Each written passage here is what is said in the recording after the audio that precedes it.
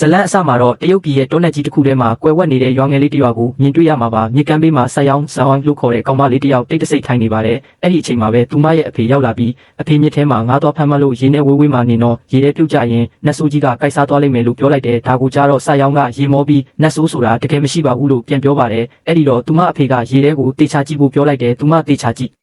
နေလုံးအဖေဖြစ်သူကငါးဖမ်းပိုက်ကြီးကြုံပြီးအနောက်ကနေရုတ်တရက်လှမ်းချောက်လိုက်ပါတယ်ဆက်ရောင်းလဲလန့်သွားပြီးအကျယ်ကြီးအုံမူပါတော့တယ်သမီးလေးပြန်ပြုံးလာအောင်အဖေဖြစ်သူကရေထဲဆင်းပြီးထူးဆန်းတဲ့ဟာတာအမှုအရာတွေလုပ်ပြပါတယ်ဒါကိုမြင်တော့ဆက်ရောင်းပြန်ပြောသွားပြီးနောက်ထပ်လုပ်ပြဖို့တောင်းဆိုပါတယ်ဒါပေမဲ့ရုတ်တရက်ဆိုသလိုနတ်ဆိုးကြီးတစ်ကောင်ကသူမအဖေကိုရေထဲကနေဆွဲဖမ်းပြီးမြစ်ထဲကိုအတင်းဆွဲခေါ်သွားပါတော့တယ်ဆက်ရောင်းကတော့ကစားနေတာလို့ထင်ပြီးဆက်ရနေပေမဲ့သူမအဖေကတော့ကဲပါဦးဆိုပြီးအကျယ်ကြီ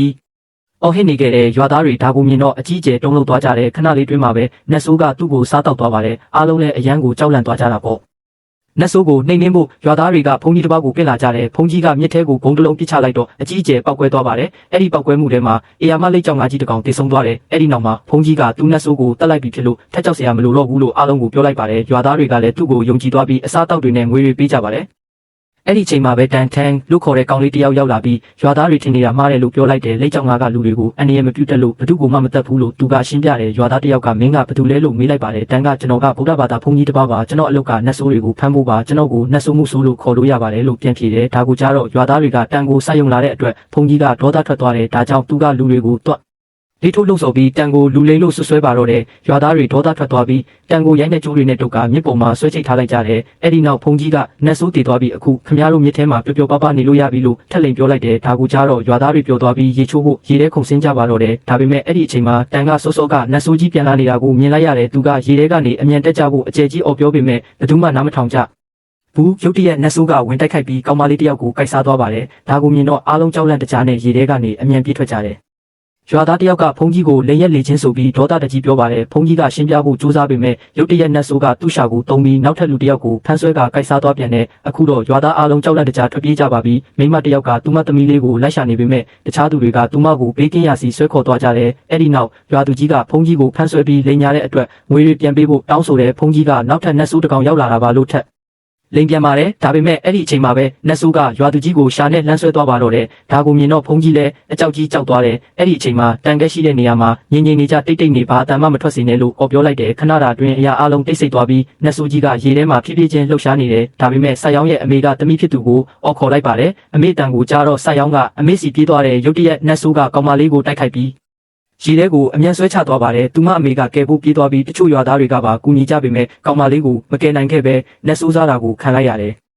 တန်လဲကျိုးတွေစီကနေရုံထွက်လွတ်မြောက်သွားပါတယ်နာကျင်မှုတွေပြည့်နေနေတဲ့မိခင်ဖြစ်သူကကလဲစားချေဖို့ရေထဲကိုခုန်ဆင်းသွားတယ်ရုတ်တရက်နတ်ဆိုးကြီးကသူ့မရှိမှပေါ်လာပါတယ်ငါသမီးလေးကိုပြန်ပေးလို့သူမအော်ဟစ်လိုက်တယ်ဒါပေမဲ့ဘာမှမလုပ်နိုင်ခင်မှာပဲနတ်ဆိုးကသူမကိုပါကိုက်စားသွားပြန်တယ်အဲ့ဒီနောက်နတ်ဆိုးကတစ်သားတစ်သားကိုအမီးနဲ့ရိုက်ချိုးလိုက်ပါတယ်ရွာသားတွေအများကြီးရေထဲပြုတ်ကျကုန်တယ်ကလေးငယ်တယောက်ချောကျသွားပြီးအဲ့ဒီအချိန်မှာပဲဖုန်ကြီးကလည်းကျိုးနေတဲ့တရားမှာတွဲလောင်းကြနေခဲ့တဲ့ကလေးလေးရေထဲပြုတ်ကျသွားပြီးနတ်ဆိုးကကိုက်စားဖို့လုပ်နေပါတယ်ဒါပေမဲ့တန်အချိန်မီရောက်လာပြီးကလေးကိုကယ်တင်လိုက်တဲ့သူကရေပေါ်လဲတစ်ခုပေါ်တက်သွားပြီးကလေးကိုဘေးကင်းရာစီမြောက်တင်ပေးလိုက်တယ်ဒါပေမဲ့နတ်ဆိုးကတရားရဲ့ကြံနေတဲ့တိုင်တွေကိုရိုက်ချိုးလိုက်ပြန်လို့တန်လဲအောက်ကိုပြုတ်ကျသွားပြန်တဲ့နတ်ဆိုးကသူ့ကိုတိုက်ခိုက်ဖို့လုပ်ပေမဲ့တန်ကအမြန်ရှောင်ထွက်သွားပါတယ်နတ်ဆိုးကကျိုးနေတဲ့တစ်သားတရားပေါ်မှာတင်နေပြီးရေထဲကိုပြန်ဆင်းဖို့ကြိုးစားနေပေမဲ့မဆင်းနိုင်ဖြစ်နေတဲ့တန်ကလေးကိုမိခင်ဖြစ်သူစီအမြန်ပြန်ပေးလိုက်ပါတယ်အဲ့ဒီနောက်တန်ကဖုန်ကြီးပက်လက်ပြီးဒီနတ်ဆိုးကိုဖမ်းဖို့ခမရအကူညီလိုတယ်လို့ပြောလိုက်တယ်အဲ့ဒီလိုပြောပြီးသူကဖုန်ကြီးကိုဖမ်းဆွဲကတစ်သားတရားပေါ်ခုန်ချပြီးနတ်ဆိုးကိုအပေါ်မြောက်တင်ကရေထဲကနေပစ်ထုတ်ဖို့ကြိုးစားပါတယ်ဒါပေမဲ့နတ်ဆိုးကအရန်လေးလွန်းနေတယ်သူတို့အစီအစဉ်မအောင်မြင်ပဲလေပေါ်မြောက်တက်သွားပြီးအောက်ကိုပြင်းပြင်းထန်ထန်ပြုတ်ကျလာတယ်ဒါကိုမြင်တော့တချို့ရွာသားတွေလည်းကူညီဖို့တရားပေါ်ခုန်ချကြပေမဲ့မအောင်မြင်ကြပြန်ဘ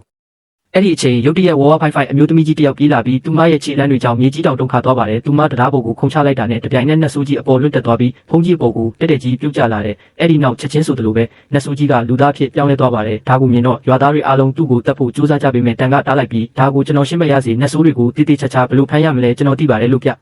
ြအော်လိုက်တဲ့တန်ကသူ့ပစ္စည်းတွေကိုချထားပြီးသူငယ်တန်းကလေးချော့တေးစာအုပ်ကိုထုတ်ယူလိုက်ပါတယ်ဒီစာအုပ်ကသူ့ဆရာပေးထားတာဖြစ်ပြီးနတ်ဆိုးကိုဖမ်းဖို့အဲ့ဒီစာအုပ်ထဲကစာတွေကိုဖတ်ပြပါတော့တယ်ဒါပေမဲ့ဒါကိုကြားတော့နတ်ဆိုးကဒေါသထွက်ပြီးတန်ကိုရိုက်နှက်ပါတော့တယ်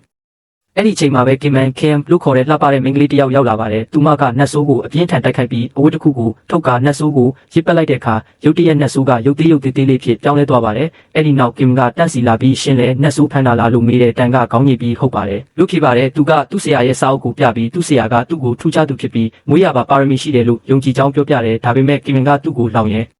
လိုက်ပြီးသူမရဲ့လက်ကောက်ကိုသုံးကသူမရဲ့မော်ဆွမ်းအားကိုပြသလိုက်ပါတယ်ဒါကိုမြင်တော့ရွာသားတွေကကင်မန်ကိုကျေးဇူးတင်ကြပြီးတန်ကတော့သူတို့ကိုစောစောကမကယ်တင်နိုင်ခဲ့တဲ့အတွက်အရန်ကိုဝမ်းနည်းသွားခဲ့တ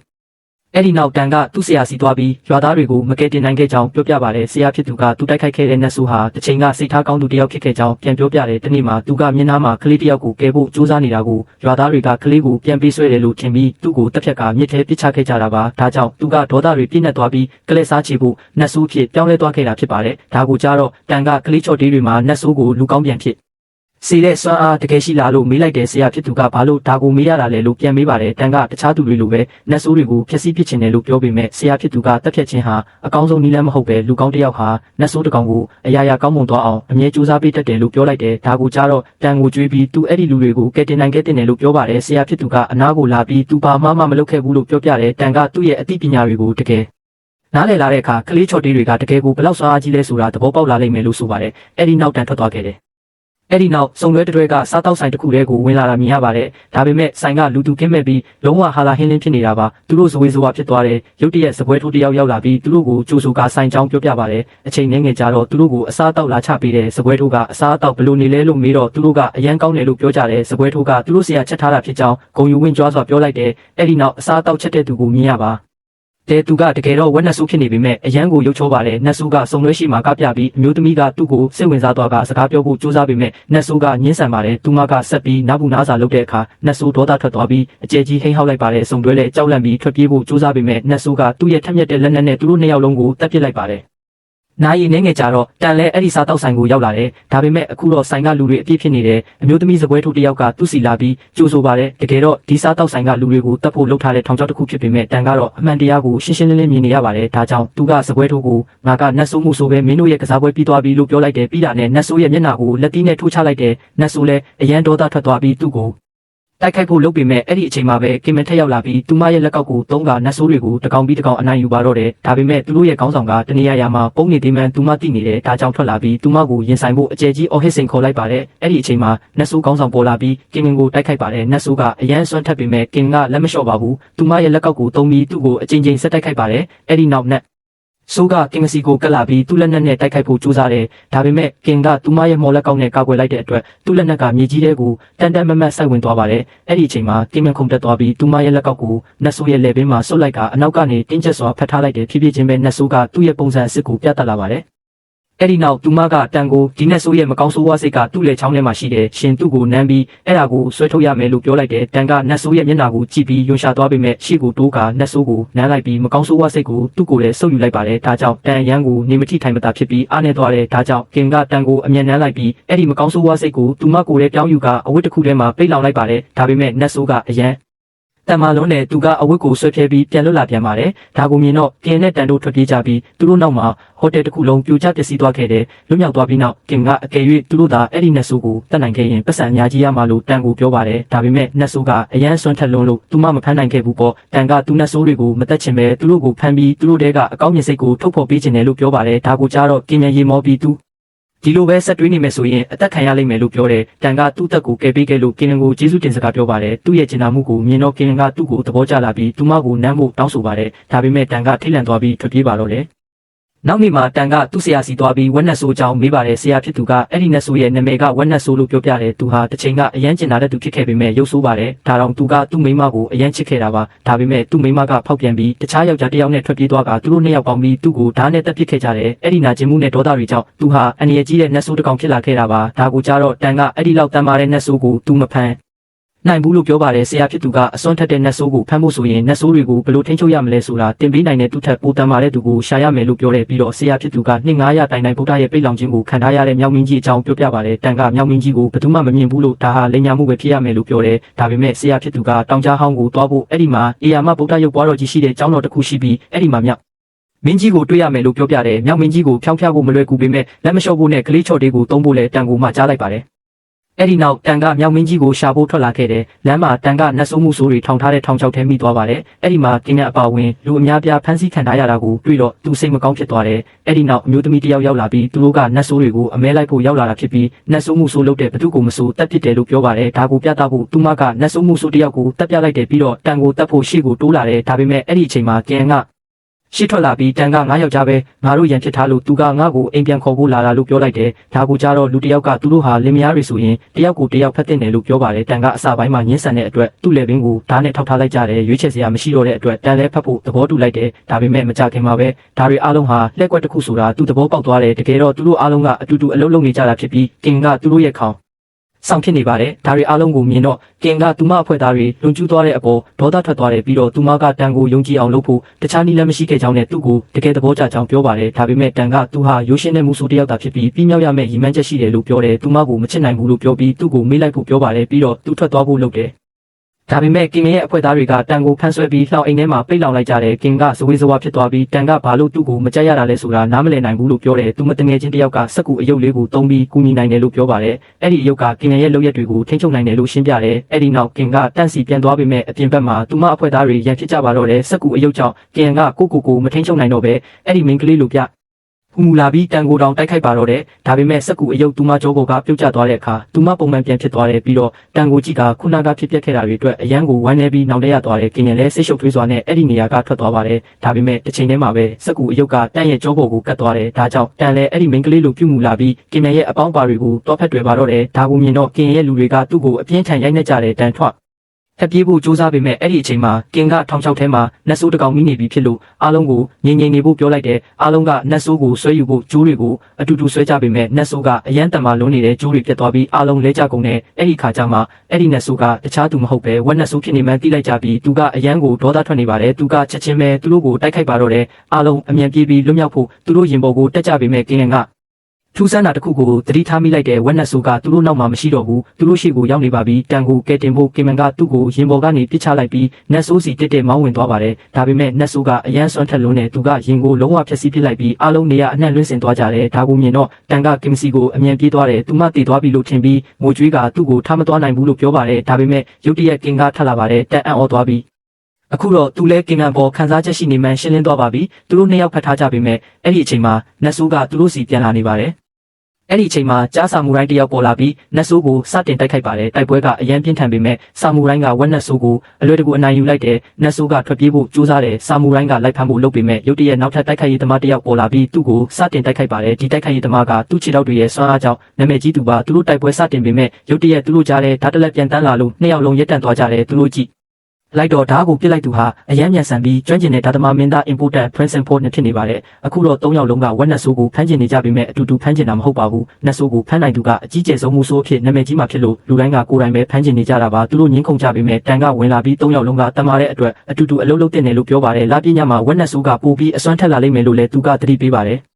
ဒါပေမဲ့သူတို့ကနားမထောင်ပဲတန်ကိုလှောင်ရဲကသူတောင်းစားလို့ခေါ်လိုက်ကြတယ်အဲ့ဒီနောက်တန်ကသူ့ခရီးကိုတယောက်တည်းဆက်ထွက်ခဲ့တယ်ကင်ကသူမလည်းအတူလိုက်မယ်လို့ပြောပေမဲ့တန်ကဒေါသထွက်ပြီးသူမကြောင့်သူဤမှန်းချက်ကိုမရောက်နိုင်ဘူးလို့ပြောလိုက်တယ်သူမကိုမချစ်နိုင်ဘူးလို့ပြောပြီးသူ့ရဲ့ကလေးချော့တေးစာအုပ်ကိုပြန်တောင်းပါတယ်ကင်လည်းဒေါသတကြီးနဲ့စာအုပ်ကိုထုတ်ယူကဆွဲဖြက်ပစ်လိုက်ပြီးသူမသားမရှိရင်သူအဲ့ဒီဟိုတယ်မှာတည်နေပြီလို့ပြောပြီးတန်ကိုရိုက်နှက်လိုက်ပါတယ်သူမရဲ့စကားတွေကြောင့်နာကျင်သွားတဲ့တန်ထွက်သွားခဲ့တယ်ကင်လည်းသူမရဲ့အပေါင်းပါတွေကိုခြံထားရခဲ့ပြီးသူမသွားပါတော့တယ်တန်ကမြောင်မင်းကြီးကိုရှာဖို့ခီးဆက်ခဲ့တယ်ရက်တော်ကြတော့တောင်ပေါ်ကကျောင်းတော်တစ်ခုကိုရောက်လာပေမဲ့အဲ့ဒီမှာဘယ်ဗုဒ္ဓရုပ်ပွားတော်ကိုမှသူမတွေ့ရပါဘူးအဲ့ဒီနောက်သူကအနီးနားကရေနဲ့မျက်နှာတက်လိုက်ပါတယ်အဲ့ဒီအချိန်မှာရေပေါ်မှာရေးထားတဲ့စာတစ်ခုကိုသူသတိထားမိသွားတယ်မှန်ထဲမှာပုံကွယ်နေတဲ့အရေးကိုအတိအမှတ်ပြုပါလို့ရေးထားပါတယ်ဒါကိုဖတ်ပြီးနောက်သူအာယုံစိုက်လိုက်တဲ့အခါဗုဒ္ဓရုပ်ပွားတော်ကရေထဲမှာစောက်ထိုးပေါ်နေတာကိုသဘောပေါက်သွားတယ်ဒါကိုနားလည်သွားအားတော့သူတောင်တွေကိုဖျက်ချော်ပြီးရုပ်ပွားတော်ရှိတဲ့နေရာကိုရောက်သွားပါတယ်အဲ့ဒီမှာပန်းတွေအောက်ကလှုပ်ဝက်လန်းတစ်ခုကိုတွေ့ပြီးအထဲဝင်သွားတယ်အထဲမှာတော့ထူးဆန်းတဲ့လူတစ်ယောက်ကသူ့စီပြေးလာပြီးအရန်ကိုထူးဆန်းစွာပြုမှုနေပါတယ်တန်ကြောက်သွားပြီးမြောင်မင်းကြီးကိုလာရှာတာပါလို့ပြောတယ်အဲ့ဒီလူကပြုံးပြီးသူကိုယ်တိုင်မြောင်မင်းကြီးပါလို့ပြောပါတယ်တန်ကိုမြင်ရလို့သူပြောနေပုံရပြီးသူ့ဇလန်းကိုစပြောပြပါတယ်လွန်ခဲ့တဲ့နှစ်900ကသူဟာမိုက်မဲပြီးအရန်ကိုစိုးသွမ်းခဲ့တယ်လို့ပြောတယ်သူကဗုဒ္ဓစကားကိုနားမထောင်တဲ့အတွက်ဗုဒ္ဓကသူ့ကိုအဲ့ဒီမှာပိတ်လောင်ခဲ့တာပါအဲ့ဒီမှာနှစ်900နေခဲ့ရပေမဲ့အခုတော့အမှားကိုသိမြင်ပြီးလူကောင်းတစ်ယောက်အဖြစ်ပြောင်းလဲသွားပြီလို့ပြောပါတယ်အဲ့ဒီနောက်တန်ကဝက်နတ်ဆိုးကိုစိတ်ထားကောင်းသူဖြစ်လာအောင်ဘယ်လိုလုပ်ရမလဲဆိုတာလာတင်တာပါလို့ပြောပါတယ်မြောင်မင်းကြီးကအဲ့ဒီနတ်ဆိုးကိုထိန်းချုပ်ဖို့နည်းလမ်းတစ်ခုလည်းရှိတယ်လို့ပြောတယ်ဗုဒ္ဓရဲ့တစိတ်တုံးကိုပြပြီးဒါနဲ့ဆိုရင်ဝက်နတ်ဆိုးစီကအကောင်းမြင်စိတ်ကိုတန်ယူဆောင်လာနိုင်မယ်လို့ပြောပါတယ်ဒါပေမဲ့မြောင်မင်းကြီးဒီမှာပိတ်လောင်ခံရတာဒီတစိတ်တုံးကြောင့်မန်းတန်နားလဲသွားလို့ဒါကိုသုံးဖို့ညှင်းဆန်လိုက်ပါတယ်ဒါကိုကြတော့မြောင်မင်းကြီးအရန်ကိုတော့သ တထွက်သွားတဲ့သူကတန်ကိုလက်ဆောင်ပေးချင်တာကိုတန်ကညင်းတယ်လို့ပြောပါတယ်ပြီးတော့သူကိုယ်တိုင်တစ်စိတ်တုံးကိုဖယ်ရှားဖို့ကြိုးစားပေမဲ့အပြင်းနဲ့လျှက်စစ်ရှုံမိသွားတယ်လွတ်မြောက်ဖို့အကြိမ်ကြိမ်ကြိုးစားပေမဲ့ဘာပဲလုပ်လို့သူယုံထွက်လို့မရပါဘူးမြောင်မင်းကြီးကအဲ့ဒီနေရာမှာအရန်ကိုဒုက္ခရောက်နေတာပါနာကျင်စွာနဲ့သူကအပေါ်ကိုမော့ကြည့်ပြီးကျွန်တော်ဒီမှာနေတာနှစ်900ရှိပါပြီအခုပြောင်းလဲသွားပါပြီကျေးဇူးပြုပြီးကျွန်တော်ကိုလွှတ်ပေးပါလို့ဗုဒ္ဓကိုပြောလိုက်တယ်အဲ့ဒီအချိန်မှာတန်ကခမည်းဗုဒ္ဓကိုတခါမှမယုံကြည်ခဲ့ဘူးပြီးတော့ကောင်းတဲ့အလုပ်တွေတခါမှမလုပ်ခဲ့ဘူးအကယ်၍ခမည်းသာကောင်းတာတွေလုပ်ခဲ့ရင်အခုချိန်လွတ်နေလောက်ပြီးဒါကြောင့်အဖြစ်ကင်းတဲ့လူများကြီးကိုတက်ခဲ့တဲ့ဝက်နက်ဆိုးကိုဖမ်းဖို့ခမည်းကျွန်တော်ကိုကူညီတင်တယ်လို့တင်းငင်စွာပြောလိုက်တယ်ဒါကိုကြားတော့မြောင်မင်းကြီးသဘောတူလိုက်ပါတယ်ဝက်နက်ဆိုးကိုလှည့်စားပြီးဒီကိုခေါ်လာရမယ်လို့သူကတန်ကိုပြောတယ်ပြီးတော့တန်အနေနဲ့မိန်းကလေးတယောက်ရဲ့အကူအညီလိုအပ်မယ်လို့ပြောပါတယ်ဘာဖြစ်လို့လဲဆိုတော့နတ်ဆိုးရဲ့မိန်းမကသူ့ကိုတစ္ဆာဖောက်ခဲ့ပေမဲ့သူကမိန်းမကိုချစ်နေတော့မဲ့လေနတ်ဆိုးကသူ့မိန်းမပြန်လာတယ်လို့ထင်ရင်တေချာပေါက်ရောက်လာမှာပါအဲ့ဒီအချိန်မှာပဲတက်နောက်ကိုလိုက်လာတဲ့ကင်မရောက်လာပါတယ်အဲ့ဒီနောက်ကင်ကဝက်နက်ဆိုးကိုဆွဲဆောင်ဖို့ကပြပါတော့တယ်မကြခင်မှာပဲဝက်နက်ဆိုးပေါ်လာပြီးတန်ကိုတိုက်ခိုက်ပေမဲ့ကင်ကသူ့ကိုအမြန်ကဲတင်လိုက်တဲ့တစ်ချိန်တည်းမှာပဲမြောင်မင်းကြီးကနတ်ဆိုးကိုအထဲဆွဲသွင်းလိုက်ပြီးကလေးငယ်လေးဖြစ်ပြောင်းလဲပစ်လိုက်ပါတယ်အဲ့ဒီနောက်ကင်ကနတ်ဆိုးကိုရုပ်သေးရုပ်လေးအဖြစ်ချိတ်ပိတ်လိုက်ပြီးငါနတ်ဆိုးရုပ်သေးရုပ်လေးကိုပါတန့်စီပေးလိုက်တယ်ဒါမှတနေ့ကျရင်တန်ကသူတို့ကိုလူကောင်းဖြစ်အောင်လုပ်နိုင်ပါလ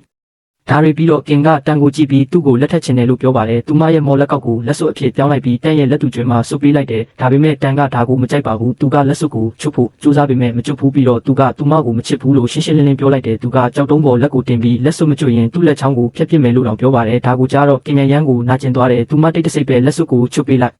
်ပြီးသူ့ကိုဘယ်တော့မှထပ်ပြီးဒုက္ခမပေးတော့ဘူးလို့ပြောပါတယ်ပြီးတော့သူမပြင်ဆင်ထားတဲ့ကလေးချော့တေးစာအုပ်ကိုတန့်စီပေးလိုက်တယ်ဒါပေမဲ့တန်ကယူဖို့ညှင်းဆန်ပါတယ်အဲ့ဒီနောက်ကင်မဲအဲ့ဒီနေရာကနေထွက်သွားတယ်တန်လဲမြောင်မင်းကြီးကိုကျေးဇူးတင်စကားပြောပြီးထွက်လာခဲ့တယ်ကူထဲကနေထွက်လာတာနဲ့တန်ကကင်ကြောင်တွေးမိပြီးအရန်ကိုကနာမငြိမ်ဖြစ်နေပါတယ်သူထိုင်ချလိုက်ပြီးဒီညကလာတာတဲ့ညလေးပါဒါပေမဲ့ငါလာမင်းကိုတော့မကြည့်နိုင်ဘူးလို့ကိုပြောလိုက်တယ်ပြီးတော့အနားမှာရှိတဲ့ဂျာပန်တပွင့်ကိုခူးလိုက်ပါတယ်အဲ့ဒီလိုခူးလိုက်တာနဲ့တပြိုင်နက်ပတ်ဝန်းကျင်ကဘန်းတွေအားလုံးပြဖြစ်ပြောင်းလဲသွားပါတော့တယ်တစ်ချိန်တည်းမှာပဲအဲ့ဒီဘန်းတွေကမြောင်မင်းကြီးကိုပိတ်လောင်ထားတဲ့တကယ်အရာတွေဖြစ်နေတဲ့အတွက်မြောင်မင်းကြီးလွတ်မြောက်သွားပါတယ်လွတ်မြောက်သွားတာနဲ့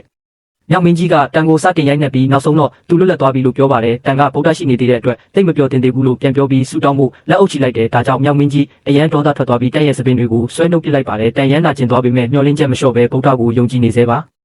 အဲ့ဒီအချိန်မှာပဲဆာမူရိုင်းစစ်တီတွေရောက်လာပြီးမြောင်မင်းကြီးကိုလှောင်ပြောင်ကြတယ်ကြားဆာမူရိုင်းကအရင်တိုက်ခိုက်ပေမဲ့မြောင်မင်းကြီးကသူ့ကိုအလွယ်တကူအနိုင်ယူလိုက်တယ်ပြီးတော့တန်မာတဲ့ခြေထောက်ရှိတဲ့ဒုတိယတိုက်ခိုက်ရေးသမားကမြောင်မင်းကြီးကိုဖိချေပစ်မယ်လို့ပြောပါတယ်သူကမော်ပညာနဲ့သူ့ခြေထောက်ကိုအေယာမကြီးဖြစ်အောင်လုပ်ပြီးတိုက်ခိုက်တယ်ဒါပေမဲ့မြောင်မင်းကြီးကအရန်ဆွမ်းထက်လုံးနဲ့သူကခြေထောက်ကိုဖောက်ထွက်ပြီးသူ့ကိုမင်းသား important စီလွှင့်စင်သွားအောင်ကန်ထုတ်လိုက်တယ်အခုတော့မင်းတာ important ကသူ့ရဲ့မော်ဒါတွေနဲ့တိုက်ခိုက်ပေမဲ့ဘယ်ဓာကမှမြောင်မင်းကြီးကိုဒဏ်ရာမရစေပါဘူးပြီးတော့သူကသူ့ဓာတ်တွေအားလုံးကိုအေယာမတာကြီးတစ်လက်အဖြစ်ပေါင်းဆက်ပြီးထက်တိုက်ခိုက်တယ်ဒါပေမဲ့မြောင်မင်းကြီးကသူ့ရဲ့တုတ်တန်နဲ့ကာကွယ်လိုက်ပြီးဓာတ်ကိုအပိုင်းပိုင်းကျိုးပဲသွားစေပါတယ်မင်းသားတိုက်ပွဲရှုံးသွားတယ်အဲ့ဒီနောက်မြောင်မင်းကြီးကအကျယ်ကြီးဟိဟောက်လိုက်ပြီးသူ့ပတ်ဝန်းကျင်ကလူအားလုံးကိုမိရှုပစ်လိုက်ပါတယ်ပြီးတော့တန့်စီလျှောက်လာပြီးကဲအသင်ပြင်ထားမင်းကိုပါငါတက်တော်မယ်လို့ပြောပါတယ်ဒါပေမဲ့အဲ့ဒီအချိန်မှာကင်ကတက်နောက်မှာပေါ်လာပြီးမြောင်မင်းကြီးကိုလက်ကောက်တွေအများကြီးနဲ့တိုက်ခိုက်ပါတယ်ဒါပေမဲ့သူမရဲ့တိုက်ခိုက်မှုတွေကဘာမှမထိရောက်ပါဘူးမြောင်မင်းကြီးကသူမရဲ့လက်မောင်းတစ်ဖက်လုံးကိုအလွယ်တကူချိုးပစ်လိုက်တယ်ဒါကိုမြင်တော့တန်ရန်ကိုရင်ခွဲသွားရတဲ့နာကျင်နေတဲ့ကြားကနေကင်ကတန်ကိုငါမင်းကိုချစ်လို့ပြန်လာခဲ့တာငါကိုပြောပါမင်းငါကိုချစ်လားလို့မေးပါတယ်ဒီတစ်ချိန်မှာတော့တန်ကနောက်ဆုံးမှာအမှန်တိုင်းပြောလိုက်တယ်သူကမင်းကိုစမြင်ကလေးကငါချစ်ခဲ့တာငါမပြခဲ့တာပဲရှိတာပြီးတော့ငါမင်းကိုအမြဲချစ်နေမှာပါလို့ပြောလိုက်တယ်အဲ့ဒီတော့ကင်ကသူမသူ့အနားမှာထာဝရမနေနိုင်တော့ဘူးလို့တူတူလေးပြောပြီးသူ့ကိုဖတ်ထားပေးဖို့တောင်းဆိုပါတယ်ငိုကြွေးရင်းတန်ကသူမကိုတင်းကျပ်စွာဖတ်ထားလိုက်ပြီးသူမရဲ့လက်ကောက်ကိုယူကာသူ့လက်သူကျွဲမှာဆွတ်လိုက်ပါတယ်ဒါပေမဲ့အဲ့ဒီအချိန်မှာမြောင်မင်းကြီးကရုတ်တရက်ပြန်ပေါ်လာပြီးကင်ယံကိုဖမ်းဆွဲကကောင်းကင်ပေါ်လွှင့်ပစ်လိုက်တယ်မြောင်မင်းကြီးကကင်ယံကိုကောင်းကင်ပေါ်အမြင့်ကြီးလွှင့်ပစ်လိုက်ပြီးလေထဲမှာတင်တက်ပစ်လိုက်ပါတယ်ဒါကိုမြင်တော့တန်လဲအတွင်းပိုင်းကနေလုံးဝကြေမွသွားပါတော့တယ်။မြောင်မင်းကြီးကသူ့ကိုမင်းချစ်တဲ့မိန်းကလေးကိုငါဖျက်ဆီးပစ်လိုက်ပြီးကဲပြောစမ်းမင်းရဲ့ဗုဒ္ဓကဘာလုပ်ပေးမလဲလို့ပြောလိုက်တယ်။အဲ့ဒီအချိန်မှာတန်ကသူ့ရဲ့ကလေးချော့ဒေးစာအုပ်ကိုဆက်ဖတ်ပါတယ်။ဒါပေမဲ့သူအရေးကြီးတာတစ်ခုကိုသတိပြုမိသွားတယ်။အစောပိုင်းကကင်ယံသူ့စာအုပ်ကိုပြင်ပေးတော့ကသူမစာသေးချမဖတ်တတ်လို့အဲ့ဒါကိုဗုဒ္ဓရဲ့မန္တန်တွေအဖြစ်မှားယွင်းပြောင်းလဲပေးခဲ့တာပါ။ဒါကိုနားလည်သွားတော့တန်ကအဲ့ဒီမန္တန်တွေကိုဆက်ဖတ်ပါတော့တယ်သူဖတ်နေစဉ်မှာပဲသူ့ပတ်ဝန်းကျင်မှာတောက်ပတဲ့အလင်းရောင်တွေထွက်ပေါ်လာတဲ့ဗုဒ္ဓရဲ့စွမ်းအားကမြောင်မင်းကြီးရဲ့တိုက်ခိုက်မှုတွေကနေတန်ကိုကာကွယ်ပေးပြီးမြောင်မင်းကြီးဘလောက်ပဲစူးစမ်းသူ့ကိုအန္တရာယ်မပေးနိုင်တော့ပါဘူး။တစ်ချိန်တည်းမှာပဲတောင်ပေါ်မှာဗုဒ္ဓရုပ်ပွားတော်ကြီးတစ်ခုစတင်ပေါ်ပေါက်လာတဲ့မြောင်မင်းကြီးဒေါသထွက်ပြီးအဲ့ဒါကိုဖျက်ဆီးပစ်လိုက်တယ်။ဒါပေမဲ့ပိုကြီးမားတဲ့အရာတစ်ခုဖြစ်လာခဲ့ပါတယ်။ကမ္ဘာမြေပေါ်မှာအေယာမဗုဒ္ဓကြီးပေါ်လာပြီးမြောင်မင်းကြီးကိုဖိချေဖို့အေယာမလက်ဝါးကြီးကိုဖြည့်ချင်းချလိုက်ပါတယ်ဒါကိုမြင်တော့မြောင်မင်းကြီးကအေယာမဂေါ်ရီလာကြီးလိုအေယာမပုံစံအဖြစ်ပြောင်းလဲသွားပြီးလက်ဝါးကြီးကိုရှိသမျှခွန်အားနဲ့တားဆီးဖို့ကြိုးစားပေမဲ့မတားဆီးနိုင်ခဲ့ပါဘူးအေယာမလက်ဝါးကြီးကသူ့ကိုအောက်ဖိချလိုက်ပြီးလုံးဝအနိုင်ယူလိုက်ပါတယ် အဲ့ဒီနောက်မြောက်မင်းကြီးကတည်ငြိမ်တဲ့နေရာတစ်ခုကိုရောက်သွားပြီးလူပုံစံပြန်ဖြစ်သွားတယ်တန်သူစီလျှောက်လာပြီးလက်စွပ်ကိုသုံးကသူ့အတွက်တက်ရဘူးတစ်ခုဖန်တီးပေးလိုက်ပါတယ်အခုတော့မြောက်မင်းကြီးကတက်ရဲ့မနန်တွေကြောင့်ပြောင်းလဲသွားပြီးပူကောင်းတဲ့သူဖြစ်လာပါပြီအဲ့ဒီနောက်တန်းရဲ့ဆရာပေါ်လာပြီးမင်းနောက်ဆုံးတော့ဘဝရဲ့စစ်မှန်တဲ့ရည်ရွယ်ချက်ကိုနားလည်သွားပြီပဲလို့ပြောပါတယ်တန်ကကဘာကြီးကဆင်းရဲဒုက္ခတွေနဲ့ပြည့်နေလို့ကျွန်တော်ကျန်းစာ20နှစ်အုပ်ကိုလေ့လာခြင်းနဲ့လူပြန်ပြောတယ်ဆရာဖြစ်သူကအဲ့ဒီကျန်းစာတွေကိုလေ့လာဖို့အိန္ဒိယကိုတွားရမယ်လို့ပြောပါတယ်ခီးစဉ်ကအန္တရာယ်များပေမဲ့သူတယောက်တည်းဖြစ်မှာမဟုတ်ပါဘူးနတ်ဆိုးသုံးကောင်ကဒီခီးစဉ်မှာသူ့ကိုအကူအညီပေးပါလိမ့်မယ်နောက်ဆုံးမှာတော့တန်နဲ့နတ်ဆိုးသုံးကောင်တို့အတူတူအိန္ဒိယကိုခီးစတင်ထွက်ခွာသွားတာကိုမြင်တွေ့ရမှာပါပြီးတော့ဒီနေရာမှာပဲဇလန်လေးပြီးဆုံးသွားပါတယ်ဒီနေ့ဇလန်လေးကတော့ဒီမှာတင်ပြီးဆုံးသွားပါပြီဒါပေမဲ့ကျွန်တော်တို့ရဲ့ခီးစဉ်ကတော့ဒီမှာမဆုံးသေးပါဘူးချစ်ရတဲ့ပရိသတ်ကြီးတို့ရေကဲဒီနေ့ဇလန်လေးဘယ်လိုနေလဲနောက်ထပ်စကားတွေမလာခင် screen ပေါ်မှာပြထားတဲ့ playlist လေးကိုကြည့်ရှုနိုင်ပါတယ်။တင်သဘောကျမယ်ဆိုတာကျွန်တော်သိပါတယ်။ဒီဗီဒီယိုလေးကိုသဘောကျတယ်ဆိုရင် channel ကြည့်ထွားလာဖို့ like နဲ့ subscribe လေးလုပ်ပေးခဲ့ပါဦး။ view ဆိုင်ကြပါနောက်ဗီဒီယိုမှာပြန်တွေ့ကြမယ်နော်။